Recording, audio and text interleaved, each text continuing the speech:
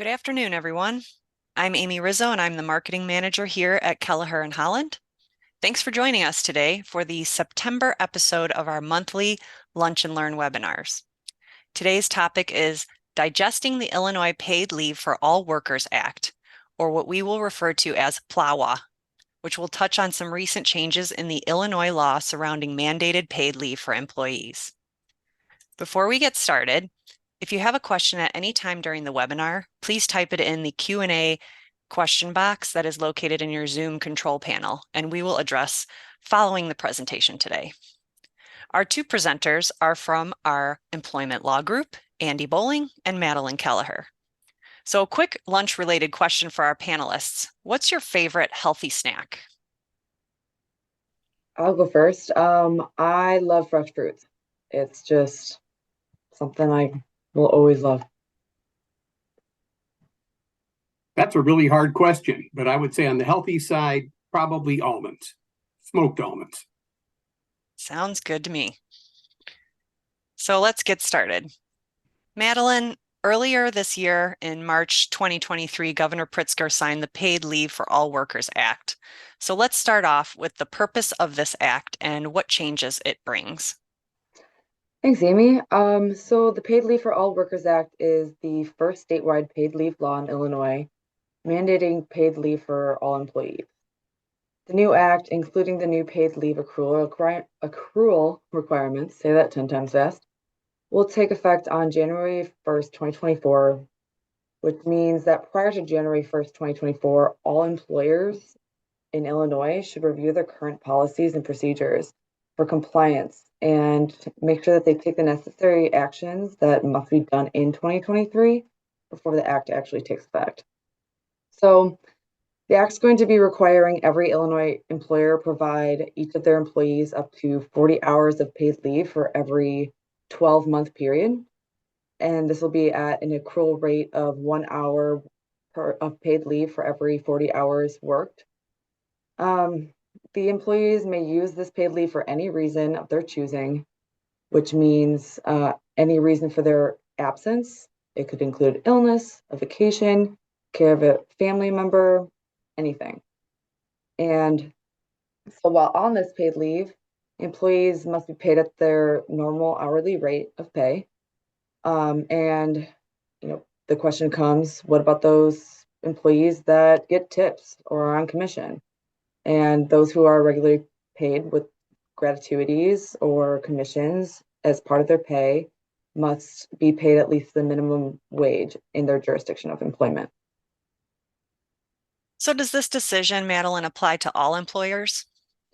Yes. Notably, the Act defines an employer as including any individual partnership, association, corporation, LLC, business trust, employment and labor placement agency, and even includes the state of Illinois and local governments, as well as any agencies and political subdivisions thereof.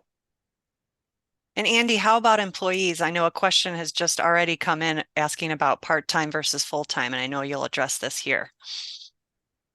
Yes, unfortunately, this law is all-encompassing, as you've already heard, and as you will hear more as we kind of dive down into the weeds of the statute. I mean, this is new frontier, not just for all of us in Illinois, but for employers around the country.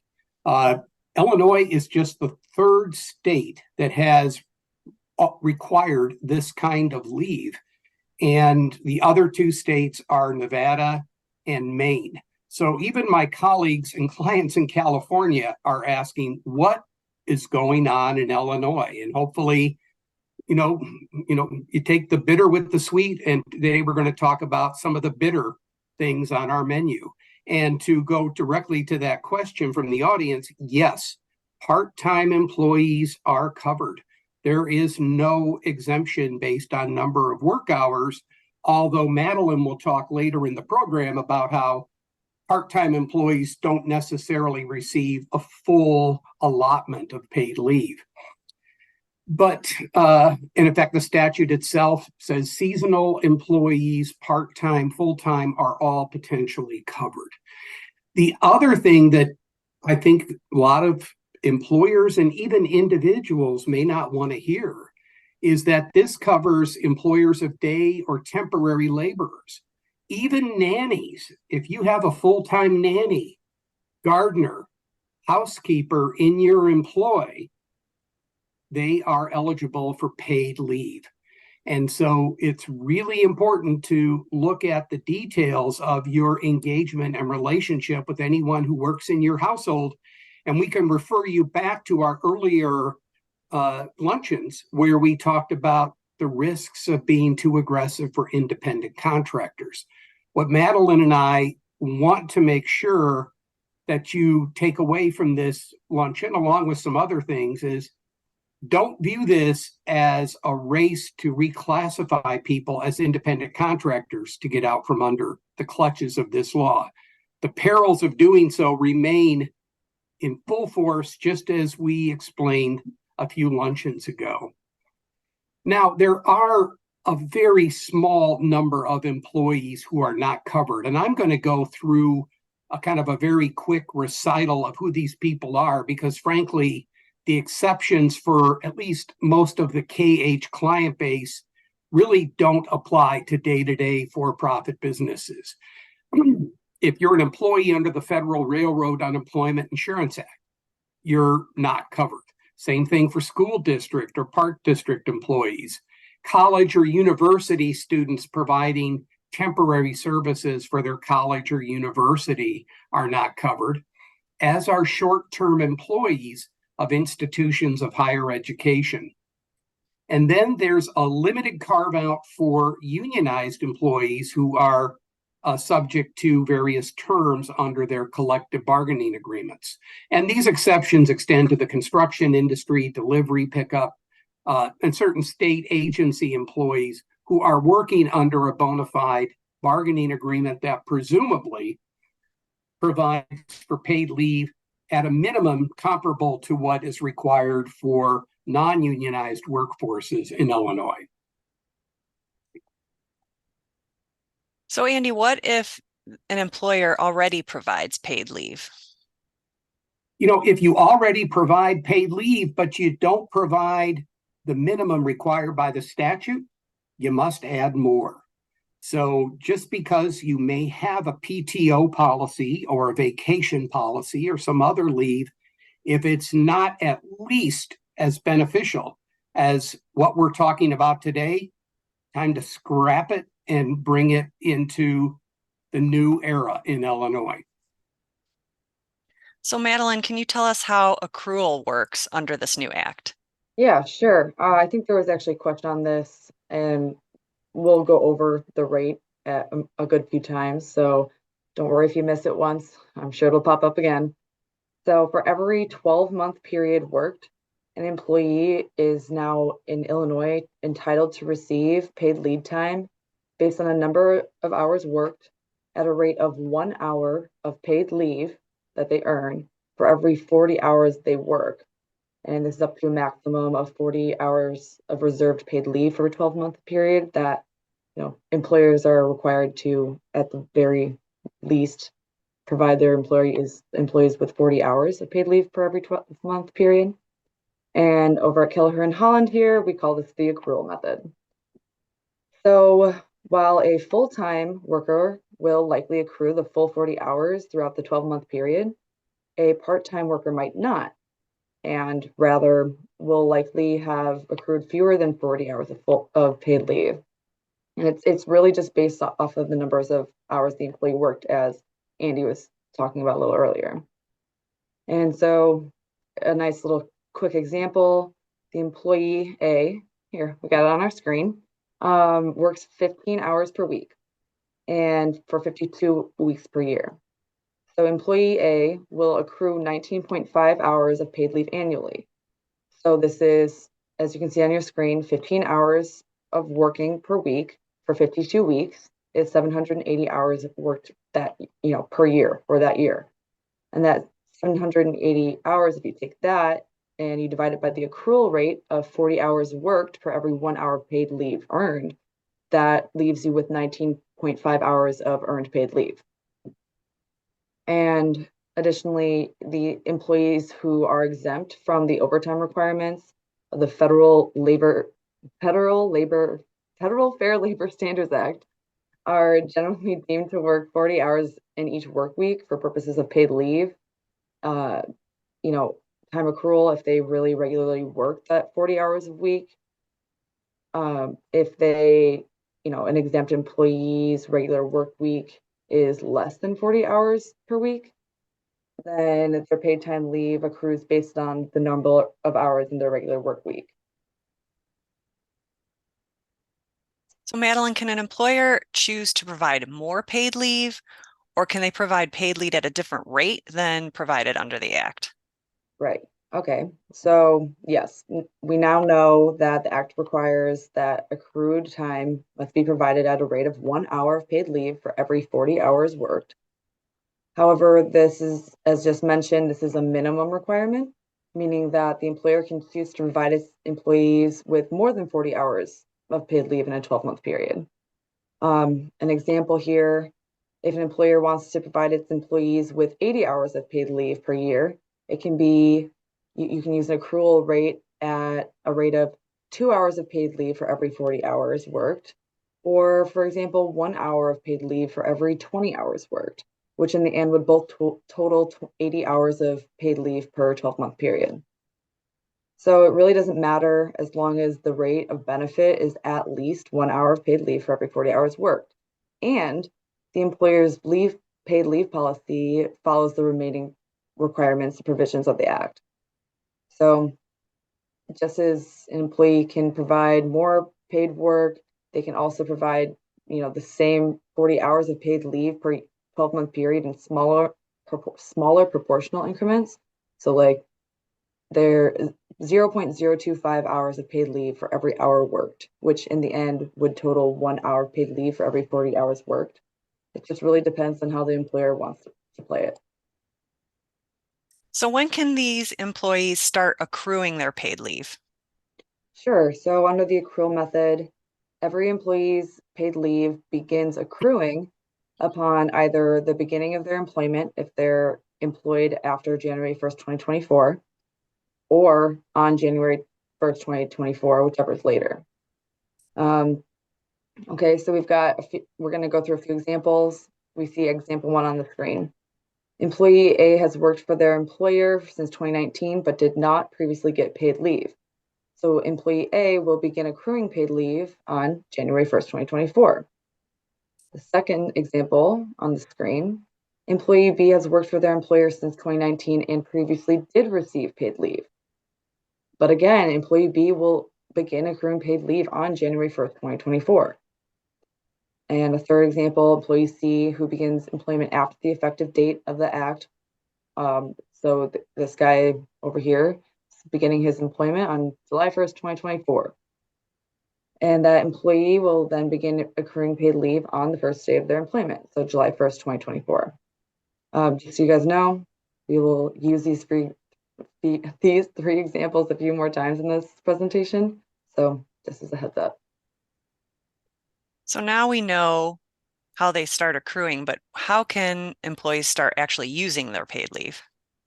Okay, so then after the Act takes effect, I'll repeat it, January 1st, 2024, all the employees, every employee will be entitled to begin using their accrued earned paid leave 90 days after either the commencement of their employment, after July 1st or January 1st, 2024, or 90 days after January 1st, 2024, if already employed. We'll do these examples again. Let's go through them, see how this works. Employee A, same thing as previously, worked for their employer since 2019, didn't get paid leave previously. They'll begin accruing the paid leave on January 1st, 2024, but they have to wait 90 days until March 31st, 2024 to actually begin using any of that accrued earned paid leave. Same thing with example 2 here. Employee B has to wait until March 31st, 2024, 90 days later. And then we got example C. Now, the employee began employment on July 1st, 2024. the employee begins accruing on the first day of employment, but has to wait 90 days until September 29th before using accrued paid leave. 90 days across the board. So Andy, let's get back to you. Is an employee able to carry over any of this paid leave? Well, yes and no. Let's talk about the accrual method.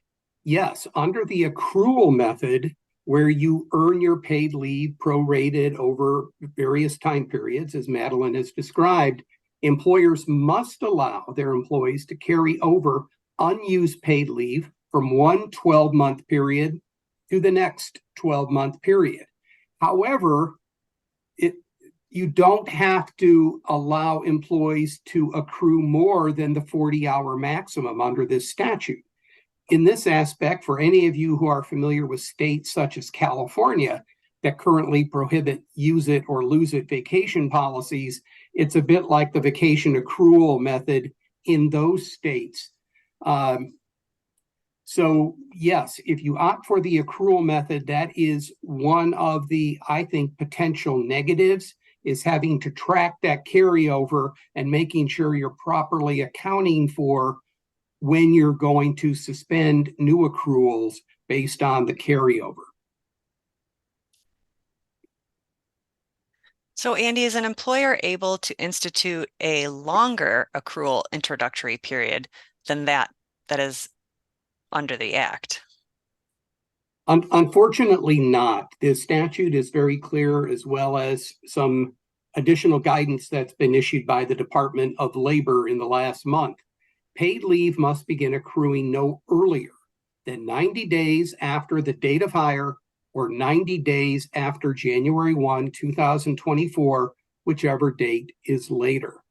If you want to put in a probationary period, for example, saying you can't use any vacation until you've worked here for 1 year for either accrual or use, that would be illegal under the Illinois paid leave law. Madeline, do employers have any flexibility in designing the paid leave accrual period? So yeah, there are already some employers that offer their employees paid leave using a different 12-month period start date other than, the first of the year.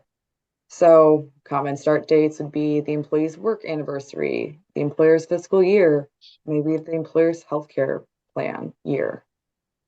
So that under the Act, the 12-month period may be any consecutive 12-month period designated by the employer in writing, either at the time of hire or upon notice to their employees prior to the change.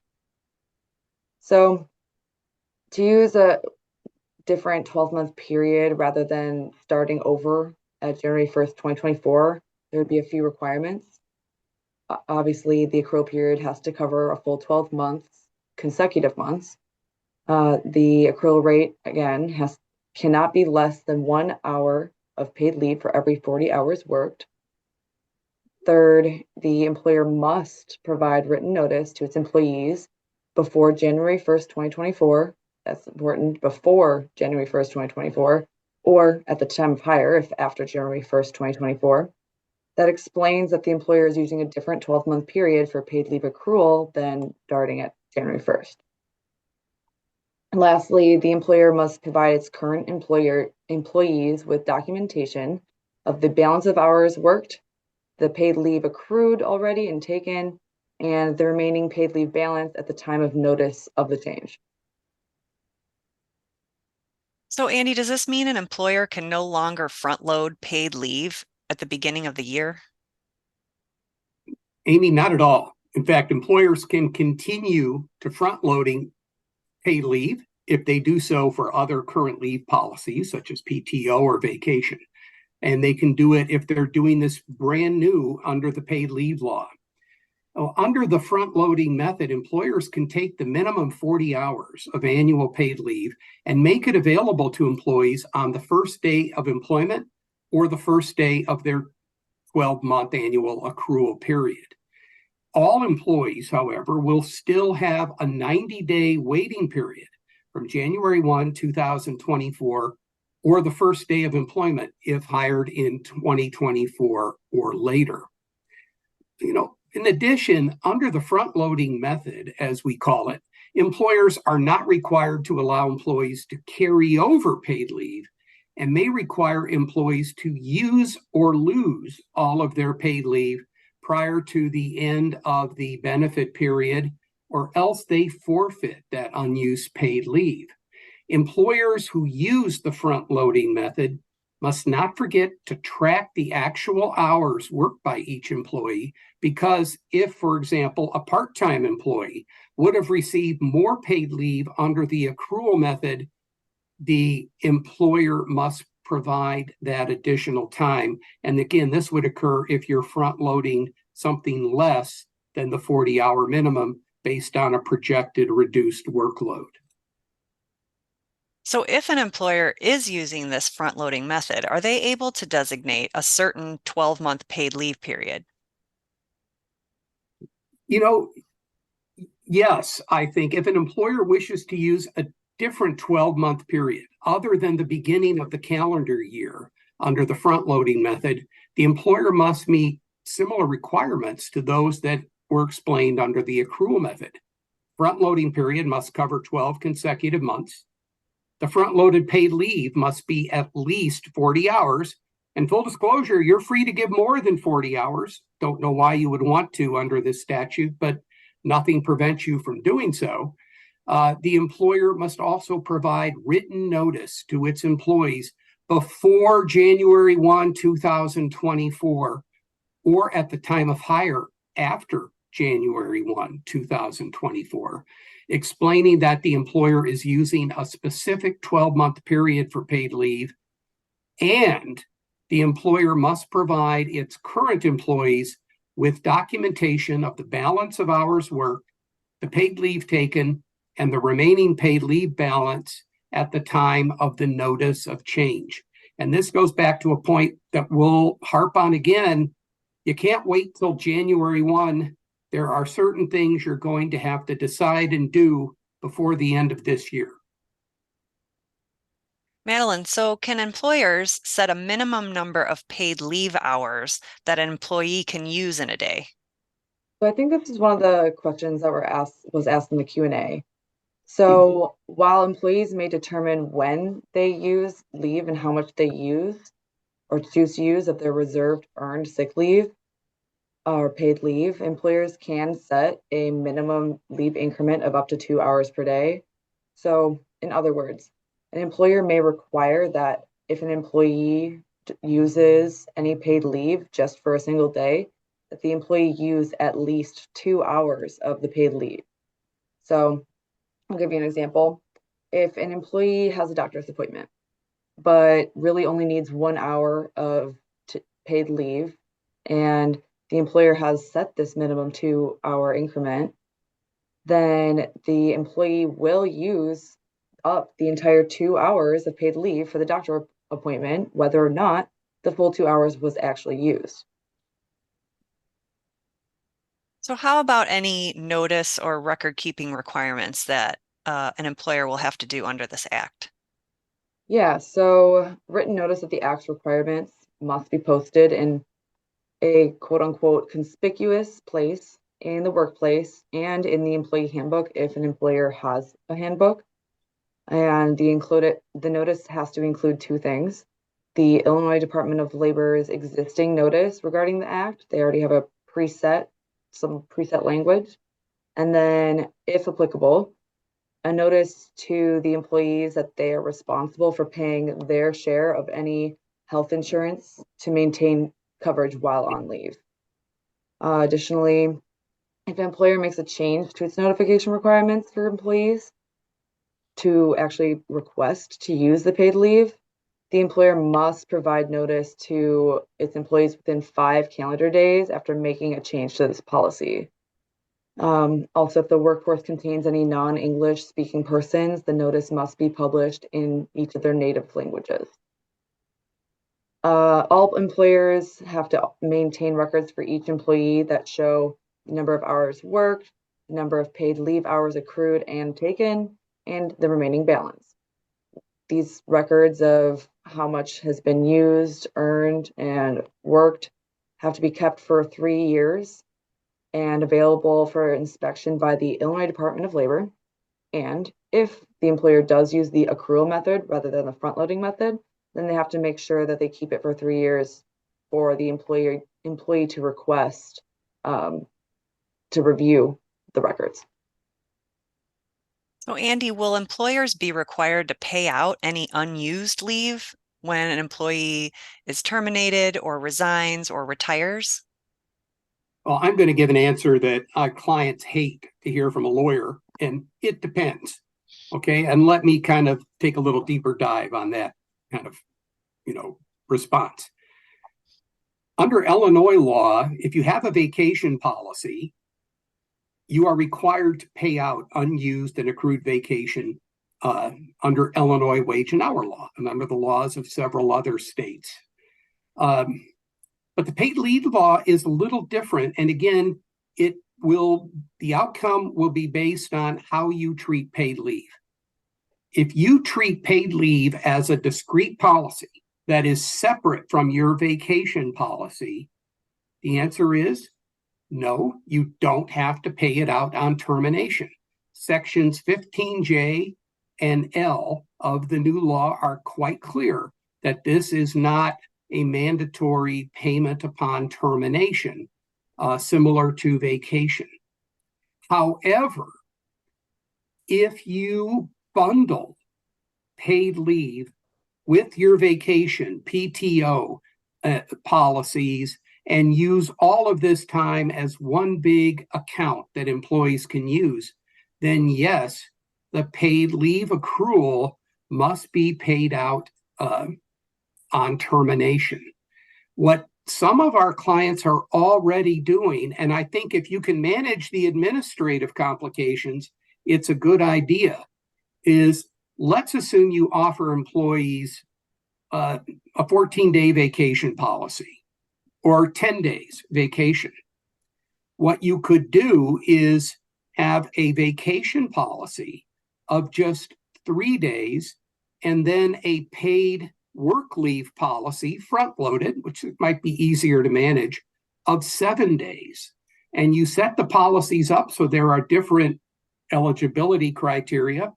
As you're learning, the Illinois paid leave can be taken with very little notice, if no notice at all. The employee enjoys great discretion on how and when they're going to use it.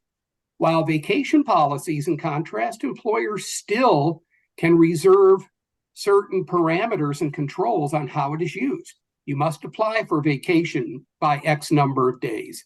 Requests for vacation must be approved. And so this is a way to separate the two obligations, preserve the discretion you have over a traditional vacation policy, and this could be the biggest cost saver in all of this, reduce the payment of accrued vacation upon termination. So that is probably, the response that is, I think, I would recommend for many employers, again, if they and their HR record management internal or external vendors are comfortable tracking this activity. So, Madeline, what about counties and cities that already have an ordinance regarding paid leave? Which law are the employers supposed to follow? So I know we're running out of time, but there were a good few questions asked about, the Cook County ordinance, the City of Chicago ordinance, which one applies, which one do I have to follow, how does it work? So the act, Illinois Paid Leave for All Workers Act, applies only to employers located in jurisdictions that have opted out of a local paid leave law or ordinance. So I'll read you the quick excerpt of the act. So the provisions of this act shall not apply to any employer that is covered by a municipal or county ordinance that is in effect on the effective date of this act, that already requires employers to give any form of paid leave to their employees, including paid sick leave or paid leave. So For example, just as previously mentioned, Cook County already has its earned sick leave ordinance. And under the provisions of the act I just read, the Cook County ordinance would override the act, meaning that employers need only follow the obligations of the Cook County ordinance. So it's really extremely important to know whether or not your jurisdiction or what your local jurisdiction is, whether it be a city or a county, and know whether already has a paid sick leave or general paid leave ordinance or any type of law in place. So very important for employers to confer with legal counsel to make sure that they're complying with the right paid leave laws, depending on the location of the business, and making sure that everything's going smoothly. These are big changes that are being made right now. As you mentioned, we're running short of time, but real quick, if you could give us a recap of the consequences of non-compliance, Madeline. So a few things. If that employee wants to allege a violation of the act, the employee can file a complaint with the Illinois Department of Labor within 3 years of the alleged violation. And the Illinois Department of Labor will generally refer such a violation claim to an administrative law judge for a formal hearing. Otherwise, employers that violate the act may also be subject to a civil suit by an affected employee for damages, including the amount of the actual underpayment, any other compensatory damages, and a penalty of $500 to $1,000. The employee can also recover appropriate equitable relief, as well as reasonable attorney's fees and expert witness fees. The very interesting thing about this is that employers will also be subject to a $2,500 civil penalty for each separate offense to be deposited into a special fund that was created in the state treasury and dedicated to enforcing the act. So there's a big fear right now that the Paid Leave for All Workers Act could evolve into a windfall for plaintiffs' lawyers, and much like the current Illinois Biometric Privacy Act has. So Andy, sum it up for us if you can provide some key takeaways or doggy bag items for today's discussion. Okay, happy to do that, Amy. And as those of you who've attended our prior lunches, you'll know that Madeline and I and KH in general, we're big fans of Winston Churchill. And so we always try to slip in a Churchill comment where we can. And what we've done on this slide is what Churchill would put on every memo that required action in World War II. Action this day with an exclamation point, also known as your doggy bag takeaways. And you'll see at the bottom, December 31, 2023. I'm going to pivot that up top and say by December 15, 2023, you will commit to do the following. Review your existing leave and vacation policies to make sure you have a holistic strategy that not only complies with, but takes advantage of whatever protections employers can reserve under the Paid Leave Act, which we call PLAWA here, kind of an awkward sounding acronym. If it applies to your business, if you've got employees in Chicago, Cook County versus Lake County, DuPage County that don't have paid sick leave laws, decide how you're going to address them in your employee materials and handbooks. Are you simply going to default to a highest common denominator or have separate policies? Right now, I probably would lean on the side of separate policies, but that ultimate answer is going to be based on the resources available to each employer internally to track this leave. The other key decision to be made before December 15 this year, decide whether to keep paid leave separate from vacation PTO to reduce termination payouts and to allow discretion over the use of vacation time, or simply to combine them into one big account to make it easier to manage.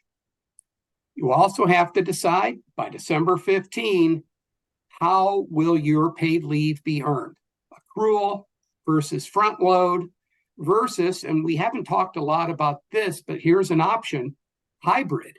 you are allowed to decide, yes, our salaried exempt employees, for example, are all going to be front loaded, but the following positions, non-exempt, will be accrual, or part-time will be accrual, full-time will be front loaded. So there's a strategy there. Make sure you think about it and make a decision by mid-December. Then finally, prepare and distribute your mandatory written notices of paid leave rights to all employees, making sure non-English speakers have it in their native language and that it is properly published on websites, break room bulletin boards, and in your handbook. Again, no later than December 31, but please do it by December 15 so you can enjoy your holiday season. We've already addressed several questions that have come in. We're sensitive to the amount of your time. We'll take a couple more questions, but by all means, if we didn't address your question today, send them to us by email. You can write to Amy or your favorite KH lawyer, and Madeline and I will get back to you with our responses. Sure will. Thank We you, look forward to hearing panelists. from you. That was extremely comprehensive, and I hope it answered many of your questions. I see we do have a few more, and maybe we can squeeze a couple in before we sign off today. And anyone that we don't get a chance to follow up with live here, we will follow up with you immediately after our presentation here today. So let's look at a few of these. And by the way, we will be emailing copies of the deck to you once the presentation is over. So I know that was a question. How about this question? Can a manager deny a request if all staff are asking for the same time off? So Well, I'm going there's to a, jump.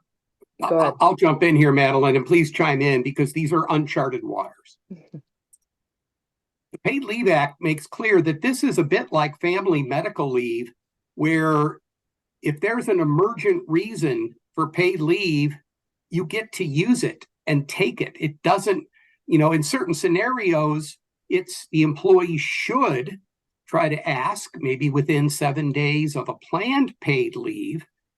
But if it's for an emergent reason, you may be out of luck and you'll have to sift between a vacation request that might fall under your vacation policy versus I am going into the hospital or my spouse has an unplanned emergency medical situation. I need time off, in which case that emergent reason takes priority. And yes, you could be in a situation where you have lots of people off work at one time. We'll see if the state provides some further guidance on that, but it's not there yet. Another question that came in, is there an exception for teenagers that work for you? Andy, I think you went over the exceptions. Do you have an answer to this one? My response would be no. There is no age cutoff. There's no carve out for minor employment. Unless you're an educational institution and you've got temporary student workers, the very fact that they carve out temporary student workers at a college, I'm calling it for higher institution, doesn't mean a teenage worker at a fast food restaurant is denied their rights. So right now, assume that there is no difference in application based on age of your employee. And we'll try to take one more here. Does this apply to employees working under the H-2A program? So that is a question that we would probably have to look a little bit more into. Again, these are uncharted territories, uncharted waters. There's a lot of questions. There's also a lot of confusion about some of the provisions of the act itself, how current front loading or current paid time off that's already being paid, how is that going to stop and then continue? Do we have to pay that and then restart? There's just a lot of questions, and that's one of those that we can definitely look into for you and give you a response via email. So being cognizant of everyone's time, thank you everybody for joining us and listening today. If I do have your name and you submitted a question under the Q&A box, we'll make sure to get back to you directly after the presentation. And if you submitted an anonymous question and you'd like an answer that we did not provide today, feel free to email either of our panelists. Their information is on your screen, or you can also send an email to the firm at attorneys@kelleherholland.com. So we hope that was an informational session for all of you. Our next Lunch and Learn will be on Tuesday, October 3rd, and the discussion will revolve around the latest amendments to the Illinois Day and Temporary Labor Services Act. So if this topic gave you heartburn, wait till you hear what our 3-person panel will be putting on your plate for this session. Registration will be open for that session very soon. Check your inbox. We'll be sending out emails. Check your social media pages. We'll have information posted there as well. So that's it for today. Have a great rest of your day. Thanks for joining us. Thank you, everyone. Thank you.